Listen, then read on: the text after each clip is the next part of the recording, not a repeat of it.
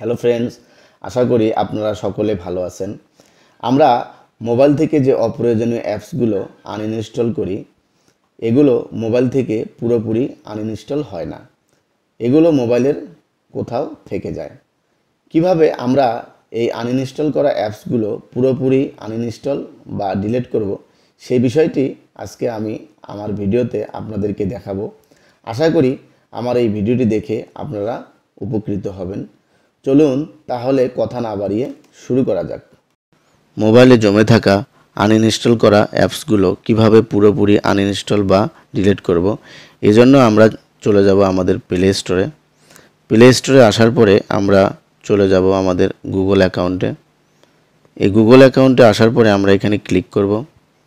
এখানে ক্লিক করার পরে ম্যানেজ অ্যাপস অ্যান্ড ডিভাইস আমরা এখানে ক্লিক করব। এখানে ক্লিক করার পরে ম্যানেজ নামে আর একটা অপশন পাবো, এখানে আমরা ক্লিক করব। এখানে ক্লিক করার পরে দিস ডিভাইস নামে আর একটা অপশন পাবো, এই অপশনে আমরা ক্লিক করব। এখানে ক্লিক করার পরে দুটো অপশন পাবো, একটা দিস ডিভাইস আর একটা নট ইনস্টল। আমরা নট ইনস্টলে ক্লিক করব। এখানে ক্লিক করার পরে আমার মোবাইলে অনেকগুলো আনইনস্টল করা অ্যাপস শো করতেছে। আপনারা আপনাদের মোবাইল থেকে যে অ্যাপসগুলো আনইনস্টল করেছেন সেগুলো এখানে শো করবে। আপনারা চাইলে এই সাইট থেকে যে কোনো একটাতে ক্লিক করে আপনারা ডিলিট করতে পারবেন। আমি এই অ্যাপসটাকে ডিলিট করব, সেজন্য আমরা এই অ্যাপসটার সাইটে ক্লিক করব।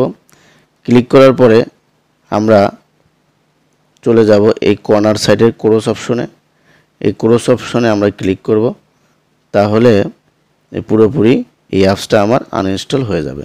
যারা আমার চ্যানেলে নতুন তারা আমার চ্যানেলটাকে সাবস্ক্রাইব করবেন।